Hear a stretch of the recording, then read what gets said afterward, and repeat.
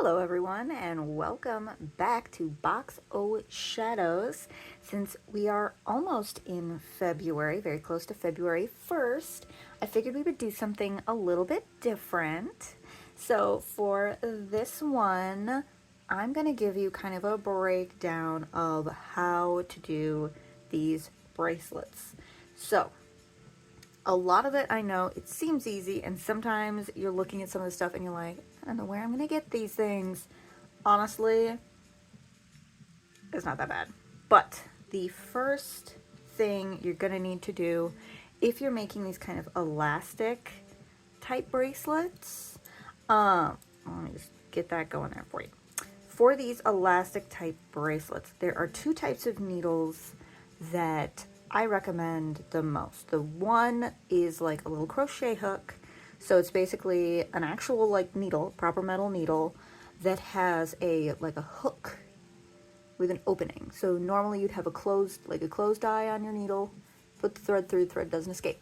This one is like a little hook so that you can hook it in and then pull. So it's kind of like a crochet hook on that one. But the other type of needle, or what's often called a needle, is gonna look something like this. So if you order some beads from, a seller or whatever, they may send you little gifties, little extra stuff, and one of the things they'll send you is what they sometimes call needle thread. It is very thin. It is metal, I do believe. It feels like metal, it cuts like metal. So you get these little metal strands that are usually in about this size. Now for these, let me get one of them here. Stay up, it's back in the bag later. The best way to turn this little piece of string into an actual needle is to get your ends, and you're going to want to get these two ends as close to each other as possible. I know it seems like I'm being like origami specific on this. However, it's going to make it easier for threading your beads later. So get those as close as you can, and to actually tighten it, let me see if I can grab one of these beads here with my offhand. There we go. I recommend getting one of your beads, finding the hole, and just right on there, okay? Keep those ends as close as possible, and then you just kind of slide it right through, right like that, all the way down to the end. Tight, tight, tight, tight. Now this is where it's going to be a little tricky. So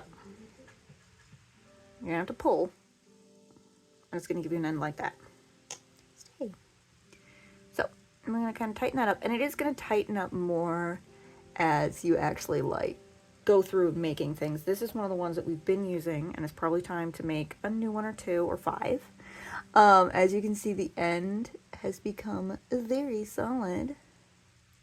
There. Very, very solid.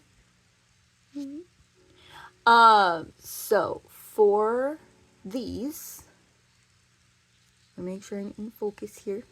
Of course not. So for these, you'll have time. The more you bead, the more it's going to tighten up. However, you can see I use this little shorty needle here. Little short baby. This guy's just a little bit long. It's just a little bit long for my taste. So what I recommend is you get some scissors that are not your nice scissors. Don't do this with your nice scissors. These are my little danger boys. And what I'm actually going to do is I'm going to cut it a little short. So what you could do is just put your scissors through here, cut the end, no problem. Which actually, you know what? Let's do it. Sometimes what I do, oh, come on. There it goes. Sometimes what I'll do is just like trim the end off so I don't get these little bent ends. See, they're kind of a little bit bent there. And you can always trim those off later and get it nice and smooth, which I'll probably do later if I am going to use these. And then, same thing. Get your ends really close together. If you are going to trim your ends, then it doesn't have to be perfect because you'll be trimming your ends together. Let's get these in there. Take your bead in the hole. Hold your ends right down the end. Same as you did the other one. Oof. There. And there's your needle. It'll straighten out and become the way you want it. They're malleable. This is a brand new baby. This is one that I've been using for a while, so you can kind of see where it starts to end, and it does kind of start to fray at the bottom. That is how you know that it's probably time to change out your needles. But that is my recommendation if you like a little bit of a shorter needle, just so you're more like threading instead of like long beading. So there's that. I figured while we're here, might as well just get this one set, and then we'll have 2 fresh needles for, you know, when the next one decides to send itself into another dimension. Because apparently that's a common occurrence these days with our needles. All right, in we go. And right there. And out the other side. Perfect. So that's how you're going to make your needles. If you're using this kind of like needle thread. If you're using like an actual like little crochet needles, they're perfect. Don't worry about it. You don't have to do anything. They should be fine. Just don't lose it. At least with these, you don't feel so bad when you lose one, because they're just, you make another one, or if it actually ends up breaking here, like if you're using the long needle and it breaks in the middle, cool, now you got 2 needles. It's easy. Same thing that I just did here basically, but you extended the life of it. And then if you've got extra wire, just go ahead, wrap that bad boy around. I usually do it 2 times so the ends connect. And right back in his bag. Just like that. There you go. Put all your extra needles away, or at least your extra needle thread. I'm going to stick that back over here. I'm going to put these guys in this little box so you guys can't see. All my little boxes. There's so many. I'm going to put all the things I'm not using in there. I am going to get my old... You know what? Let's use one of the new ones. Let's go for it. Let's use what... Are you kidding me? Guys, you're not going to believe it. But,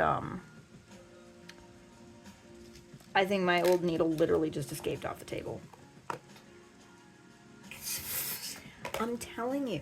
Oh, no, I found it. It's here. In case you're wondering what we were going to be working with. There's my needle, which we're not going to be working with. But we are going to be working with White Dendritic Agate, or Opal. Sorry, not agate, opal, because my brain can't even comprehend. Well, there's a... I'll put that one away. My brain just couldn't even comprehend that opal came in things other than the, like, chromatic opal, the, like, super flashy opal that you're so used to seeing is opal and it's expensive and it's soft. This is the rest of it. This is what the rest of opal that's not, ooh, flashy. It's very nice. That actually almost looks like moss agate, though. Or another type of dendritic agate. Which I know they're, like, near each other. They're close. Oh, they're really cool. Kind of milky and see-through. But this is what we're going to be working with. We'll get some scoops on these. Super fun, fancy-free there. But first, there's one more step. I do like that one. There's one more step before you can even start thinking about your beads. You've got your needle, right? But now you actually need your thread. So, I'm throwing things here tonight, but that's okay. So for this thread, what you're going to want to do is what I was just doing. You're going to want to give it a little bit of a stretch just before you even start measuring it, just to give it, just so you kind of know if it's going to give you problems. If it might start fraying, then you know you need to cut that part off. You can use your nice scissors for that. But what we're going to do, don't worry about that. We'll talk about that in a minute. A measuring device. Everything is running away. So you're going to need some kind of measuring device. You could literally use a string, because what I recommend doing is twice the length you want it to be plus a little bit. So if I'm doing my wrist, we go around once, we go around twice, and then I know that I'm going to need at least 12 inches. I always go a little extra. Honestly, I usually go up to about 16, because you're going to need a little extra for the actual, like, size of the beads, because the beads obviously aren't flat up against your wrist. You don't necessarily want a bracelet that's going to be super tight on your wrist.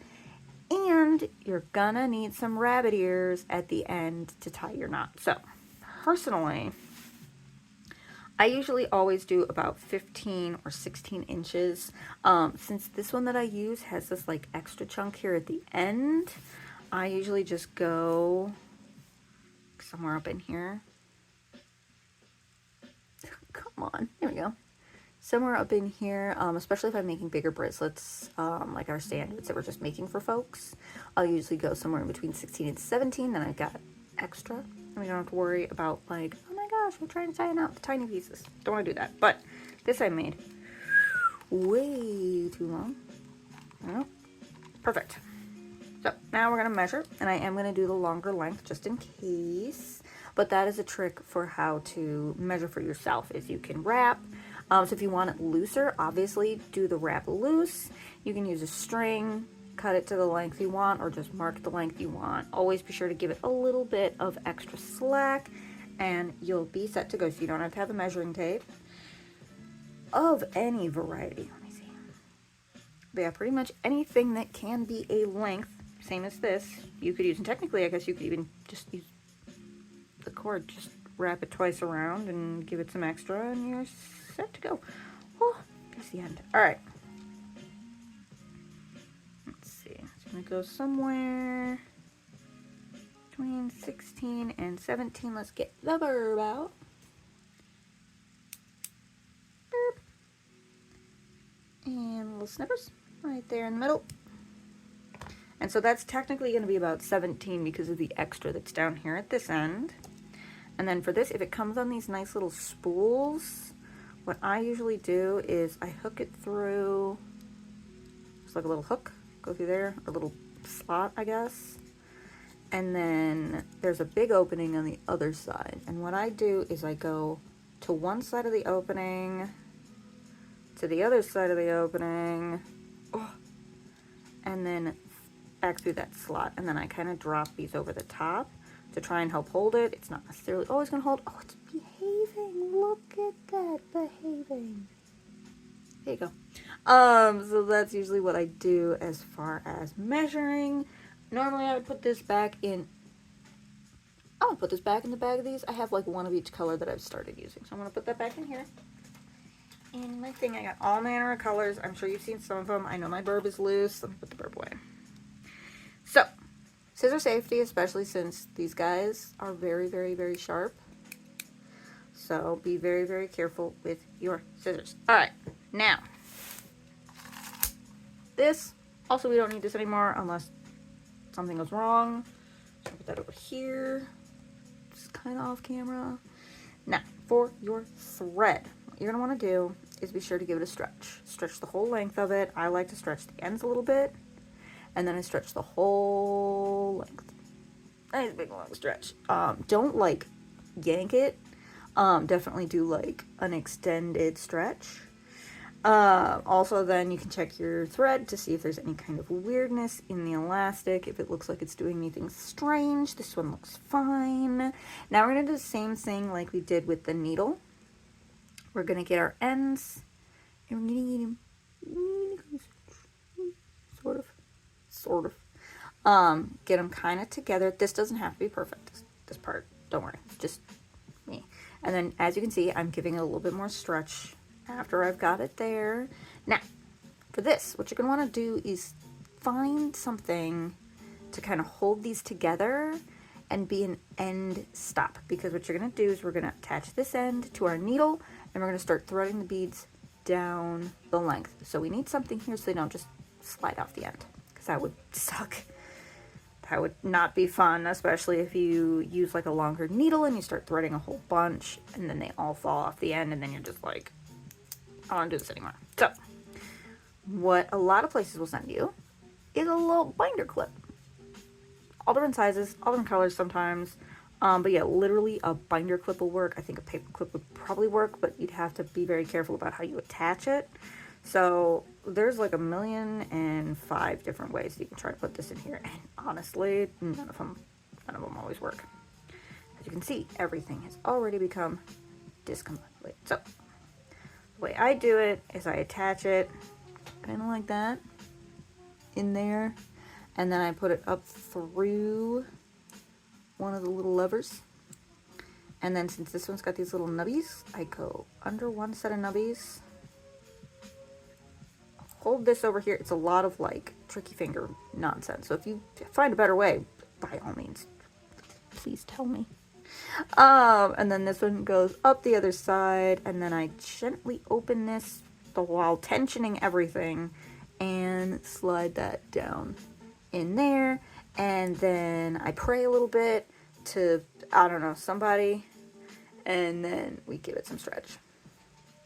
Oh, see how it kind of shifted a little bit? That's why we do the stretch, to make sure that it's going to try to stay. It's not going to, you know, completely undo itself while you're working on it. It's probably, of course, I'm like squeezing on these, which is slightly opening it, and I shouldn't, and I need to be holding it like this and stretching it. So I guess, pro tip from a non-pro, tip I just learned, hold it like this. Don't hold it by the parts that open it when you're trying to make sure if it's secure.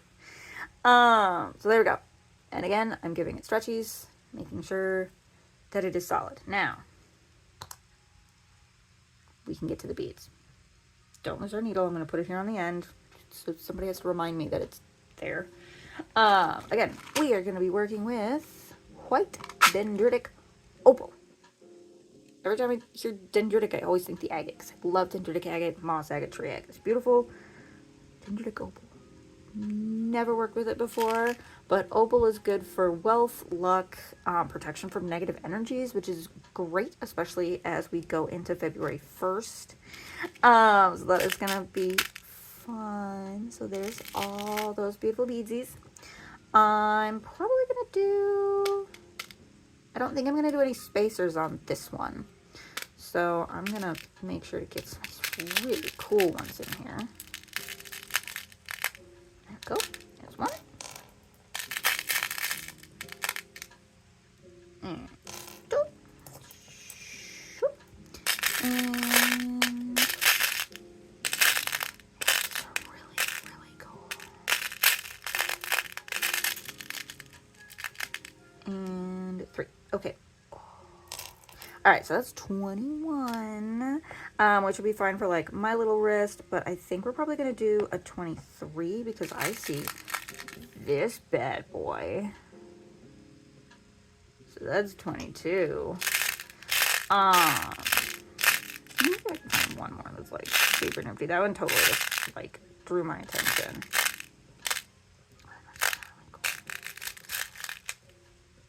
Now it's got a nifty little open. Yeah, I think that'll be my 23. Man, these are just really cool. They're like speckly and marbly, and honestly, I'd never seen these before. And oh, this has got like a little strand of amethyst in it. Oh, that's really cool, guys. Look at this. I don't know if you're going to be able to see the color on that, but there's this like hint, this strand of purple in there, and I think it's amethyst inside of there, and that's so pretty. That's so pretty. But I'm wholly distracted. These stones are really cool. I'd not seen them before, and I went looking specifically for opal and tourmaline, because I was talking with a coworker, and those are 2 of their stones, and I was like, I don't know, like, I thought opal only came in, you know, the spiggly sparkly opals, and so I was like, well, let me go see if I can find tourmaline, and then I was like, well, wait a minute, hang on, let me just look up opal, and I was like, no way, opal comes in normal. And then one of the people who does that I typically get my beads from actually had gotten some in like just recently, and I was like, no way, this is ridiculous. So I was like, bet I'm getting them. So I digress. That's why we have these. So thank you to her, and hopefully your bracelet turns out well. And if it hasn't turned out well yet or hasn't been made, I'm here for you. Ask me questions. I also may have some like pink opal coming in, and I think that's gonna be really cool. Anyway, so what you're gonna want to do next, now you've got your stones, you've got this, you've got your needle, I totally did it without thinking. So you take your needle and just hook. It's simple. It's easy. That's probably the easiest part. One of the easiest parts, depending on how your brain works. But what we're gonna do again, more stretching. So now you got your needle. Your needle's dead. You don't have to hold on to that end anymore. Just make sure that you're kind of generally in the middle. Otherwise, it's gonna mess you up later. And away we go. They're all so pretty. I'm gonna move this one over here a little bit though. Put that one there. No, I'll put this one here, I think.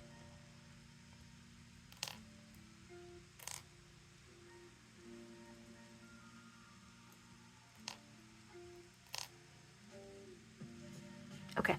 Okay. I think we're good. Is it gonna stay in the same order? Probably not. Y'all know how I work at this point. We're gonna start with this pretty one though. This one's very, very nice. I think. Yep, here we go. Alright, and first one on. Everything shifted. It's fine. It's fine. Sounds very nice and marbly. This is really, really cool stone. So of course I have to look up because opal's not something that we typically like look up. It's like, hey, you got questions about like aventurine? You want to talk about goldstone? The millions of different kinds of like agates and jaspers? Cool. Gotcha. They're like, most of it's going to be a quartzite or a feldspar. Or it's going to have like a mica shimmer in it. It's going to give it its color. Opal, I'm not sure. I know a lot of opal comes out of, I think, Australia and Mexico. And I know they both have a lot of, quartzites are everywhere, but I know they have a lot of agates, which I think is why I keep braining that these are dendritic agates, because I'm so used to that. New dendritic opal. I'm still super, super stoked that I was able to find some opal, and that opal is not always that super fancy stone that you see.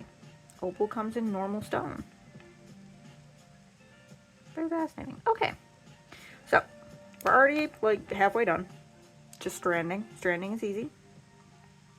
Just kind of go for it. And if you do see any that have like wonky holes, just be cautious with them. If you are using a softer stone, I always recommend using a like a spacer bead, just to give it some kind of protection so stones don't grind into each other, which, that can happen. Trying to think, fluorite is kind of a softer one, so our fluorites typically have spacer beads.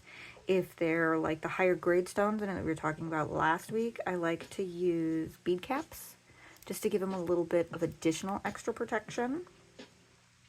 Just to, always make sure to extend the longevity. I feel like this strand is very small. Alright, but we're almost done. We got two more. Just gonna grab them both. Oh, that's a no. Let's see if we can find another one. And I'll show you that one, don't worry. What about this one that I was using earlier? This one's nice. It's got, almost looks like a chunk of mookaite type of jasper in there. And it does actually feel different, so that's kind of a cool thing. Alright, now get this last one on here. And here's the reason why, like, be careful. This happens. Natural stones, things are gonna happen, so. Man, it's such a pretty one too, with those little orange. All that orange in there. These are really cool stones. Okay, so I'm sad that that one's funky, but it's good to show you guys that, yeah, we do have to double check all your things, make sure. All right, so this ended up being like the perfect length of cord. And of course, we're gonna check it to make sure it's at least big enough to fit on my wrist, because I got baby wrists. There we go, plenty of space. Super nice. Now, this next step is where it gets tricky. Keep a firm grip on your needle. Do not lose your needle yet. Keep a firm grip on your last stone and the cord. Now, since you're still on the needle, you can kind of hold it. I hold it like this, putting a little bit of tension. So I squeeze, press my nails, and then just release it out of here, because this is just going to get in the way now. So we're going to get rid of this. Don't need that right now. Save it for the next one. And now I'm going to show you guys how to do the knot that I use. The one that I typically use is sometimes called a surgeon's knot. It kind of looks like a weird adaptation of a thieves knot a little bit. But to start it, we're going to take one of our sides. This one's a little bit longer and it's on this end. So we're going to put it through here. So you see the loop that's left over at the bottom of the needle? I'm going to try to thread that through. Normally I would like get my face really close to this, but I'm trying to make sure that you guys can kind of see what's going on. Okay, so it's through. There you go. Keep those together. Now you can remove your needle. Don't lose it. Put it somewhere safe. Keep it secret. Keep it safe. Keep it over there. I'm going to close my box of stones so I don't knock that off the table. Okay, so now it's two little rabbit ears. We're going to shuffle this down so you see how there's the loop that we had our needle on. We're going to shuffle the stones kind of to the end. These slide very nicely. I love it when I've got smooth stones. Alright, and then we're going to slide that knot down. Stretchy, stretchy. There we go. Okay. Now you don't want it too tight. If you get it too tight, it's going to compress the beads into each other and they're just going to grind against each other the whole time. Don't want to do that. It also puts strain on the cord.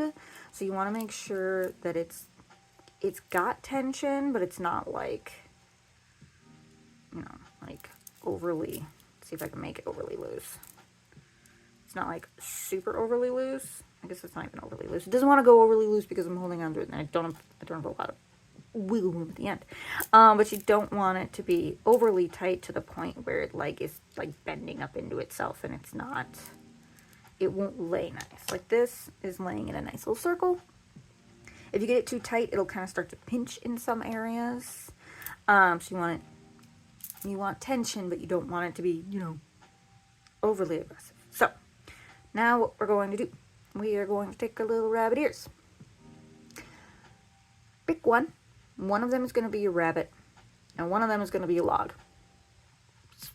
Old-fashioned, that's how we're going to go. So, I'm going to take a rabbit, and the rabbit is going to run over the log twice. 1, 2. So we're going to go from front to back, 1, 2 times around, okay? It's going to look kind of like that. And then the rabbit is going to run all the way off into the wilderness. However, rabbit decides, you know what? It's kind of got to go home. So, if I could get this to not spin, perfect. Your rabbit, which is now over here on the opposite side, same thing. It's going to go from front to back, over the log, but only one time this time. You technically do it two. I do two the first time, one the second time. That's how I do it. And away it goes. Oh, nice and stretch. Okay. Now, it's kind of what your knot's going to look like. You can barely see it. It's telling me I'm too close. There's your little knot. So, I always like to kind of make sure I did give it a lot of tension. So, it's going to start fraying. But this is going to be the moment of truth. You want to make sure that that knot doesn't start to loosen on you. So, and what you're doing is you're mostly stretching, you're like holding onto a chunk of the beads, and you're just gonna gently kind of try to convince the knot that it wants to become undone, despite the fact that you don't want it to come undone. Okay, now the knot still looks good. Knot still looks good. Give it a little pull. You can see that it is starting to go because I put a lot of tension in it. What you can also do is stick a finger in between on that bottom side and kind of give it a squeeze that way. If you've got little fingers, if you've got thicker fingers, I don't recommend it. You could use like a end of a spoon spoon handle, something. Just something small to kind of get in there if you want to try to make sure double extra that it is nice and tight. But that feels tight. It doesn't feel, I don't feel slippage in it. It didn't explode everywhere, and the knot still looks like it's there. So that's always good. Next step, get the danger burb. Any scissors are fine. You don't have to have a scary danger bird. And I'd give it a little bit of tension so that you can give it some space, so you're not accidentally like cutting the knot, and then just snip. Nope. Put the bird away. Scissor safety. This is gonna be trash. You don't need that anymore because it's very small. If you've done like really long, there's a chance you could use it for doing like rings or something smaller. And then what you're gonna do is take that knot and just slip it right under a stone. I know it's fast. Here you go. Knot. Come on. Under a stone. Any stone will do. Preferably one of the two next to it. Don't try to like shovel it down. But that. Oh, I'm gonna try the other arm. That there is gonna be a White Dendritic Opal bracelet. Hopefully this worked out for you as a way to make these. I guess one last thing I have to say about these bracelets. You see the way that I kind of put them on and take them off. You want to roll them. Plus it gives you a little flair of pizzazz. But you don't, now that we've like done all that stretching, we don't want to be stretching anymore. So rolling is the best option. Roll on, roll off. That will help extend the life of your bracelet. But I think that's, I mean, the bracelet is made. So that's pretty much it. If you did do spacers or any kind of bead caps, I would recommend checking to make sure you got your patterns right before you tie the knot. Otherwise, you have to get the danger burbs back out and start all over from the beginning. There is no like just undoing it and fixing it. Once you cut that knot off, I mean, honestly, once you tie the knot, if the knot is good, that's it. You're stuck with whatever you've just made. And you would have to cut it open and start from the beginning. So do be careful. Be sure that you double check your patterns, your designs, that it is the way that you want it to be done. You've got all your beads where you want them before you finish it up. But that is going to be how you actually put one of these bad boys together. If you have any questions, feel free to leave a comment down below. We will do our best to get back to you. You can also reach out to us directly if you have any other kinds of questions, comments, concerns. If you liked this video, feel free to give it a thumbs up. If you want to see the other stuff that we've got going on, some of our other stones, our other bracelets, we do have some stuff where we grind some herbs and do some other things, just depending on what was going on throughout the year. Go check out our channel. We've got a ton of stuff. We've got a huge playlist at this point of just bracelets. If you are curious to see what we're going to be doing in the future, go ahead and ring that bell. All this is free, and with that bell, you do not need a book. You do not need a candle. You just tap that, and you'll always know what we are going to be up to in the future. So, we hope to see you in the next one.